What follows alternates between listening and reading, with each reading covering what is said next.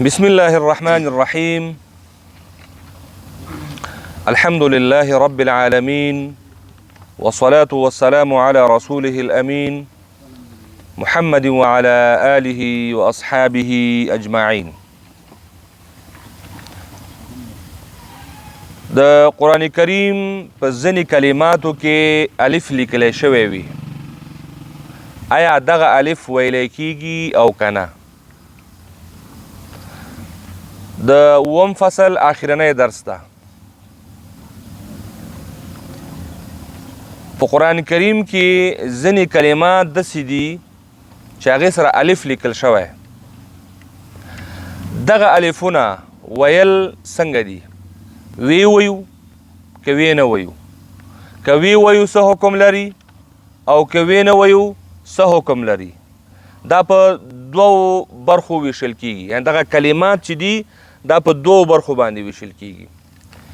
اول برخه کې هغه کلمات دي چې هغه نه په وقف کې ویلی کیږي او نه په وصل کې، یعنی بیخي ویلی کیږي نه، خو جز د کلمې ده او په کلمه کې د الف رسم شوی ده او لیکل شوی ده. د دغه درس کې بعد دغه کلماتو رسم الخط او تلفظ، یعنی په قرآن کریم کې د لیکل شوي بڼه دته رسم الخط وایي، چې قرآن کریم کې دغه کلمه په کومه بڼه لیکل شوی او موږ ته د تلفظ کولو کومه بڼه ښودل شوې. آیا هو به هو چې هماغه چې کوم لیکل شوی په هماغه طریقه باندې باید د سره کار وشي که د تلفظ بڼه یې جدا ده؟ نو دغه کلمات په دوو کټګوریو باندې ویشل کیږي. یو قسم یوه کټګوري هغه ده چې د هغه کلمات دي چې دغه کلماتو کې الف لیکل شوی دی، خو دغه الف نه په وقف کې ویلی کیږي او نه په وصل کې. دویم بیا هغه کلمات دي چې هغه د وقف په حالت کې خو ویلی کیږي، خو که وصل شو د کلمې په منځ کې راغی نو بیا نه ویلی کیږي. نو دا کلمات په ټول قرآن مجید کې خواره واره دي، دا پیژندل پکار دي او دا یادول پکار دي، تر څو که دغه کلماتو سره موږ مخ کیږو د دې کلمې هغه موږ ته په ذهن کې پروت دي چې دا هغه کلمه ده چې نه په وقف کې ویلی کیږي او نه په وصل کې، او دا بل هغه کلمه ده چې وقف کې خو ویلی کیږي خو وصل دوران کې بیا نه ویلی کیږي. د قرآن کریم هغه کلمات چې هغې کې الف لیکل شوی دا په دوه کټګوریو ویشل کیږي. اول هغه کلمات دي چې هغې کې الف لیکل شوی دی خو دغه الف نه په وقف کې ویلی کیږي او نه په وصل کې. دوهم هغه کلمات دي چې الف ورسره لیکل شوی دی خو په وقف کې خو ویلی کیږي لیکن وصل کې بیا نه ویلی کیږي. هغه کلماتو جدول دلته ذکر ده. اول رسم الخط وګورئ، افائن، اول کلمه وګورئ افائن. دا اول رسم الخط داسې ده، په قرآن کې داسې لیکل شوی دی، او تلفظ څنګه ده دې خواته لیکل شوی دویم کې. دا په صورت آل عمران 144 نمبر آیات. تاسو کولی شئ چې قرآن شریفونو کې دا کلمات په نښه کوئ او په دې پوه شئ چې دغه کلمه کې چې کوم الف لیکل شوی دی دا نه په وقف کې ویلی کیږي او نه په وصل کې. صحیح شو؟ ګوره لیکلو بڼه څه دی؟ افائن دی. متوجه؟ لیکلی څه رقم دی؟ افائن. دلته ځکه الف ده او الف نه مخکې فا باندې زبر ده او دا خو خپله مده شوه که نه؟ که نه شوه؟ خو د دغې افائن دا الف نه ویلی کیږي نو ویل او تلفظ به څنګه وي؟ افائن. خو دغه الف څوک حذفولی؟ ګن دا کار خو آسان ده چې دغسې به لیکلی و که دې خواته چې لیکلی دی. ولې څوک نشي لیکلی؟ ځکه د قرآن کریم رسم څه شی ده؟ محفوظ ده. صحیح شو؟ په رسم کې څوک لاس وهنه نشي کولی. دوهم ملائه. ملائه موږ او تاسو وایو دا تلفظ ده، خو د لیکلو د رسم بڼه چې دی ملائه، الف ورسره لیکل شوی ده او دغه الف هم نه ویلی کیږي. اعراف 103 نمبر آیات کې دا کلمه. لفظ لشیئن، تلفظ چې راځي لشا دی، الف ورسره لیکل شوی، خو چې کله رسم دغه الف سره ده او تلفظ بیا بغیر د الف نه ده، لشیئن. صحیح شو؟ سورت کهف 23 نمبر آیات کې دا کلمه قرار لري او پیدا یې کوي او په نښه کې همدغه زده کړی خو انشاءالله همداسې ده.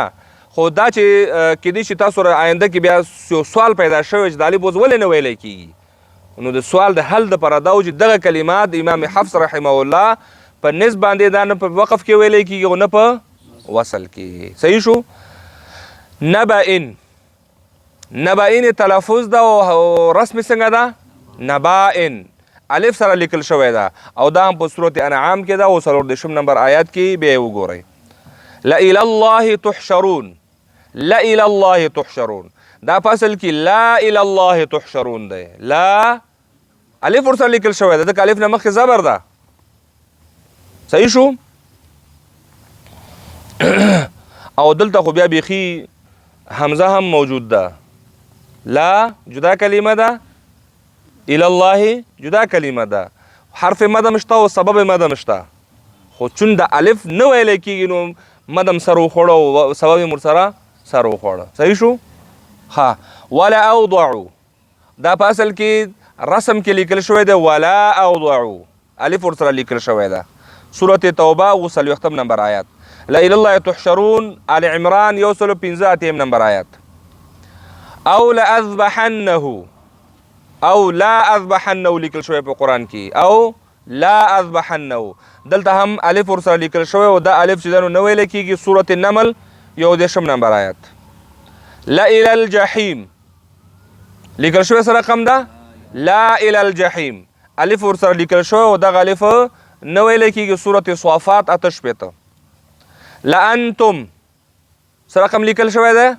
لا انتم او تلفظ ده لأنتم. سورة حشر 14 نمبر آیات.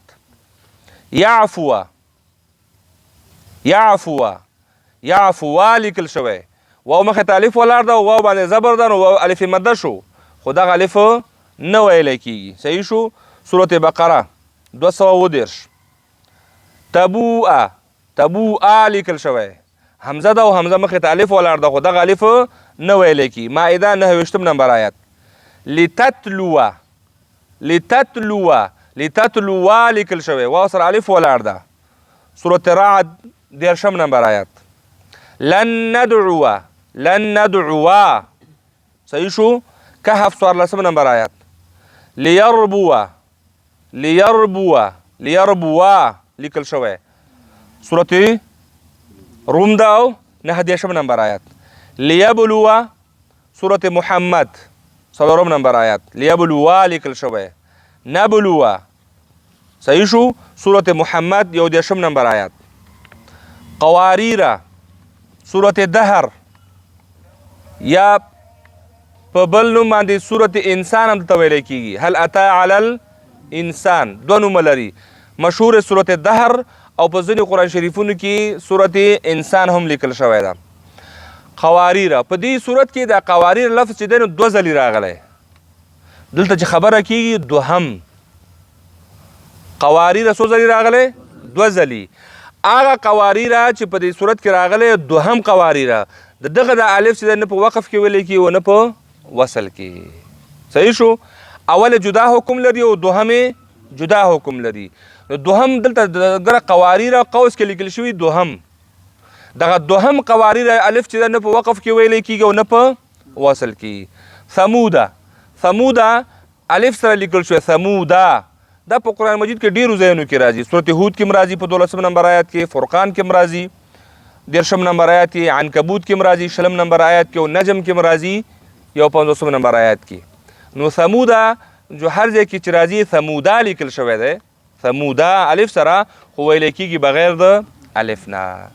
دا 18 کلمات داسې وو چې د امام حفص رحمه الله په نس باندې په دوی باندې چې کوم الف لیکل شوی ده دوی سره چې کوم الف لیکل شوی ده په رسم کې به دا الف موجود وي او که موږ تاسو هم چېرته دغه آیات سره مخ کېږو لیکو موږ به هم د الف سره لیکو خو چې کله ورباندې تلفظ او ادا کوو او تلفظ او ادا کې بیا به الف څه کېږي حذف کېږي او الف به غورځېږي.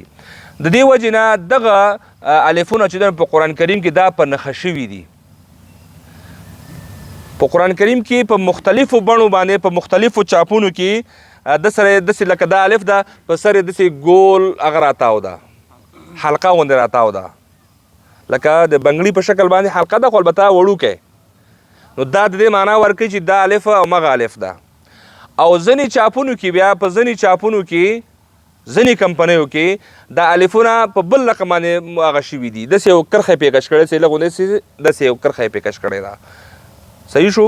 نو دا په دې معنا ورکړي چې دا الف، نو چې کله تا ته دا کلمات یاد وي پیژنې، نو چې کله هلته ورشي چې کړی لیکل شوي ته خپله معلومېږي چې دا همغه الف ده چې نه په وقف کې ویلی کېږي او نه په وصل کې.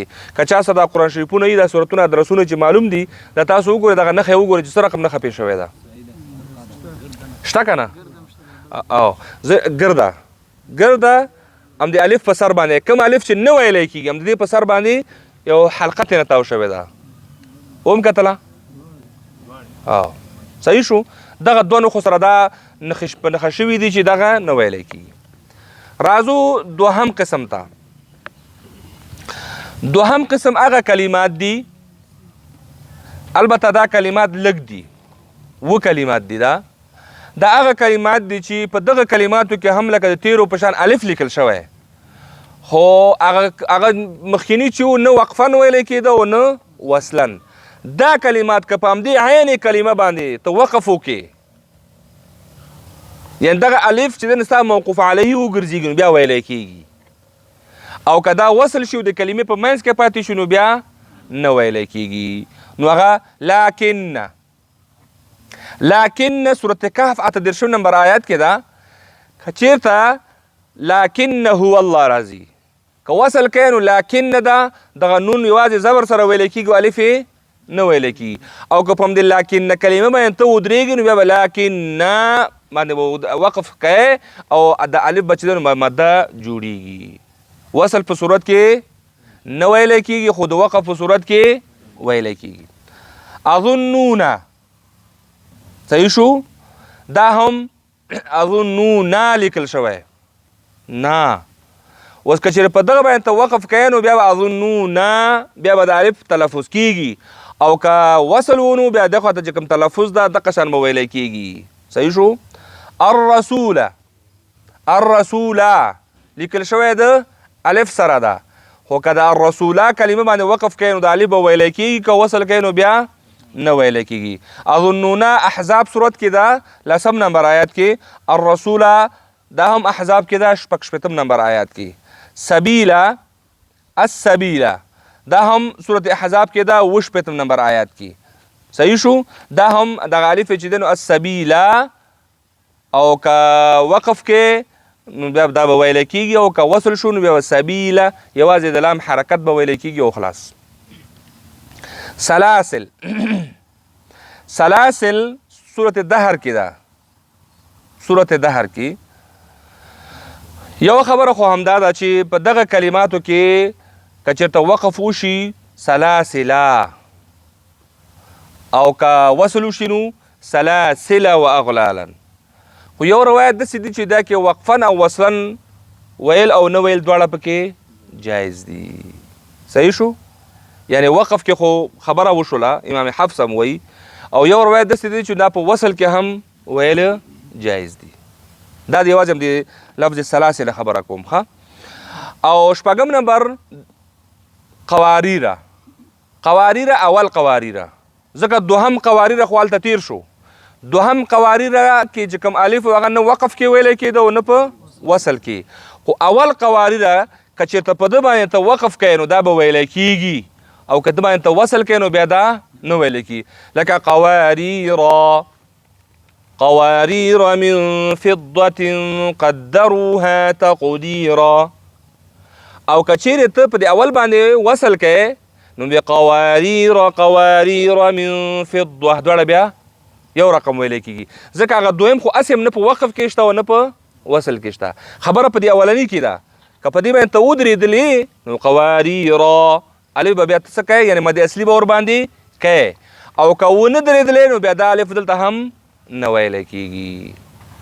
آخرنۍ کلمه چې ده نو لفظ انا ده.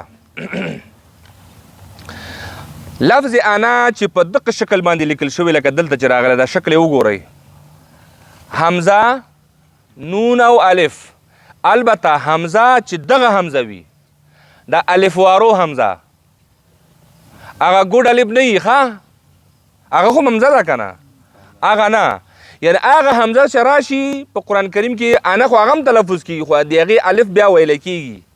شکل ګوره محفوظ دلته رسم محفوظ ده په دغه شکل باندې چې انا لیکل شوی وي او په یوه کلمه کله کله انا هم داسې وي چې حمزه د بله کلمه کې وي نه دې خواته کلمې کې خلک دا خو هم انا راغلی هغه نه چې کلمه یوه وي او شکل یې داسې وي. دا په قرآن کریم کې تقریبا 15 شپېته ځایه دا راغلی دغه انا او دا د متکلم ضمیر الف ده ښه د متکلم ضمیر الف ده چې په قرآن کریم کې مر داسې څو ځای راغلی 15 شپېته ځای راغلی چې په وصل کې به دا هم څه کېږي حذف کېږي لکه د پورته کلمو غوندې چې وصل شو دا به هم حذف کېږي او که په همدغه کلمه باندې وقف وشو نو بیا به د الف باندې د مد اصلي حق به ادا کول کېږي او مد به ورباندې کېږي لکه انا نذیر که دلته ورته وقف نه کوې نو انا نذیر به ووایې او که انا باندې د وقف وکړو انا صحیح شو یا مثلا انا اعلم دا لیکل شوی دی انا اعلم انا بشر صحیح شو ولا انا عابد دا ولا انا عابد لیکل شوی دی خو په وصل کې به ته ولا انا نه وایې که یوازې په دې انا باندې ودرېږي نو بیا د الف باندې مد کولی شي. صحیح شو دا د متکلم ضمیر الف ده د متکلم ضمیر الف ده او دا په قرآن کریم کې دا په وصل کې ثابت پاتې کېږي نه وقف کې ثابت پاتې کېږي او په وصل کې حذف کېږي. صحیح شو. وصلی الله تعالی علی خیر خلقه محمد وعلى آله واصحابه اجمعین.